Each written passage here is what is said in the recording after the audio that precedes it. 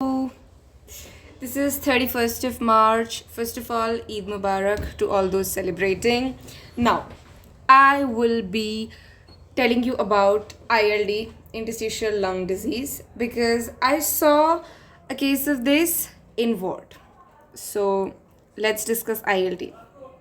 Okay, so what is interstitium? सबसे पहले तो interstitium is the space between the alveolar epithelium and the capillary endothelium. तो इसके बीच में जो भी है ये interstitium है और इसकी fibrosis हो जाती है, that is ILD. तो अब इसकी etiology की बात करेंगे कि ये हो क्यों रहा है. तो हैरिसन में इसकी बढ़िया सी एक टेबल दी हुई है कि इसकी क्लासिफिकेशन कैसे करते हैं कॉज बेसिस पे. तो सबसे पहले तो इसके नोन कॉजेज़ जो हमें पता है कि इस वजह से हो रहा है. दूसरा अननोन कॉजेज़ कि हमें पता ही नहीं है क्यों हो रहा है. नाउ नोन कॉजेज़ में there is exposure could be occupational exposure of asbestosis, silicosis, cement factory में काम करते हैं, या फिर एक और चीज़ होती है यहाँ पे पिजन एक्सपोजर, उसकी हिस्ट्री भी इंपॉर्टेंट होती है. देन ड्रग हिस्ट्री जिसमें रेडिएशन का एक्सपोजर या एंटी कैंसर ड्रग्स हैं या फिर एम्योड्रॉन. तो कुछ ड्रग्स हैं, कुछ ऑक्यूपेशनल एक्सपोजर है. Then coming to systemic disease, systemic में वैस्कुलाइटिस होती हैं कुछ, जैसे granulomatous with polyangiitis, Churg, Strauss, जिसके बारे में मुझे पढ़ना है. फिर कनेक्टिव टिश्यू डिजीज़ होती हैं जैसे रूमेटॉइड आर्थराइटिस, आरए, स्क्लेरोडर्मा, पोलियोमाइसाइटिस, डर्माटोमायोसाइटिस. तो कनेक्टिव टिश्यू डिजीज़ की वजह से भी हो सकती है ILD. नाउ अननोन कॉजेज़ कि हमें पता ही नहीं है क्यों हो रही है, ऐसी बस. तो इसमें भी दो हैं, एक तो मेन, या राइट,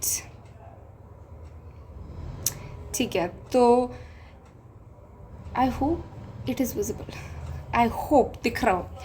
तो अननोन कॉज में सबसे पहले IIP है, इडियोपैथिक इंटरस्टिशियल न्यूमोनिया, जिसको फर्दर क्लासीफाई कर दिया दो में, IPF, IPF. ये बहुत कॉमन आई वुड नॉट से, बट ये काफ़ी डेडली सॉर्ट ऑफ होता है कि इसकी वर्स प्रोग्नोसिस होती है. सो IPF, इडियोपैथिक पल्मोनरी फाइब्रोसिस.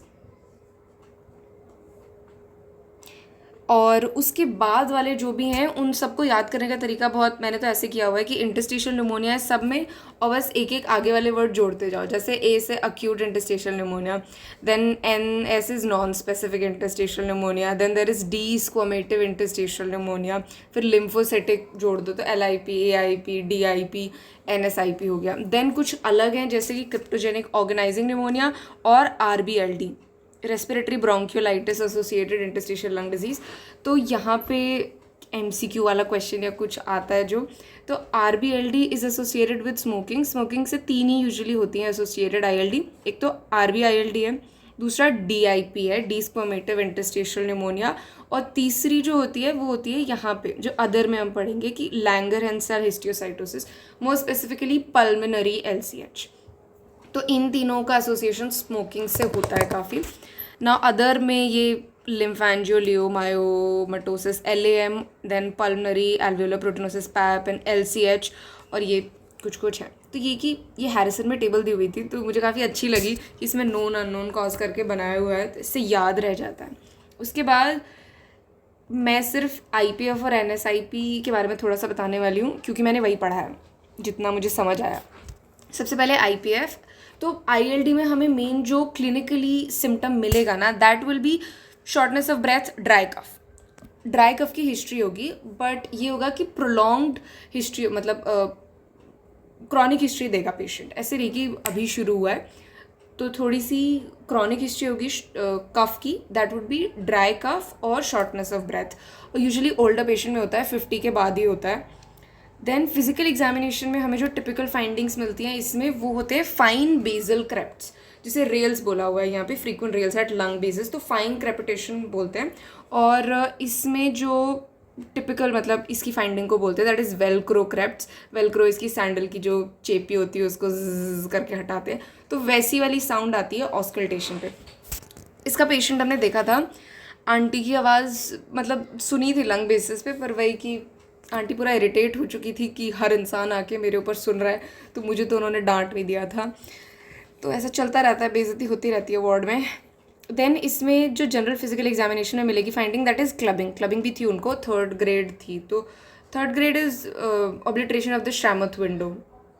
तो ये जो डायमंड शेप विंडो बनती है ये नहीं बनेगी इसमें। फिर उसके बाद जो इसमें इन्वेस्टिगेशन ऑफ चॉइस होती है दैट इज़ HRCT। तो जब हम ये करवाएंगे इसमें हमें फाइंडिंग मिलेगी जो कि बहुत टिपिकल होती है इसमें। तो इसको बोलते हैं UIP, यूजुअल इंटरस्टिशियल न्यूमोनिया। उसकी पिक्चर होती है जो कि डायग्नोस्टिक होता है इसमें।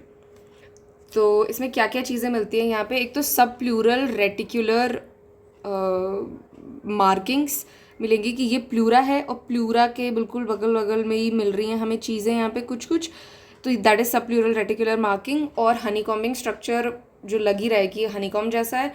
और ट्रैक्शन ब्रोंकिएक्टेसिस मिलती है कि ट्रैक्शन इज कि सेपरेट हो जाते हैं। तो traction bronchiectasis is dilatation of the air spaces, तो वो भी हमें देखने को मिलती है। इसकी टिपिकल पिक्चर होती है ये IPF की।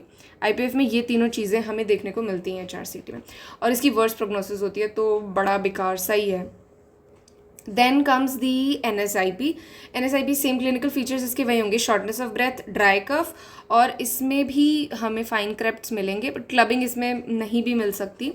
देन इसकी HRCT फाइंडिंग जो होगी वो ग्राउंड ग्लास ओपेसिटी होती है, जो कि ऐसी दिखेगी, ग्राउंड ग्लास अपीयरेंस। और इसमें सब प्लूरल जो मार्किंग्स है वो नहीं होंगी। तो सब प्लूरल मार्किंग्स मतलब sparing of the sub pleural spaces होता है, ये इसका फीचर। और NSIP की गुड प्रोग्नोसिस होती है। This is what I learned. तो जिन आंटी को she was female, I think above 50, उनको थे बेजल, बायलेटरल बेजल फाइन क्रेप्ट्स,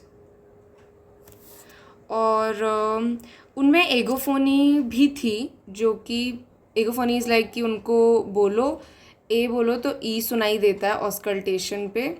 मैं सुनने लगी, मैंने बोला आंटी ए बोलो, तो आंटी बोला तुम पागल हो क्या, मैं तब से ए ही बोलती रहूँगी क्या। तो उससे मुझे थोड़ी डांट भी पड़ गई थी। That was the case I saw ILD। That's it, thank you, bye.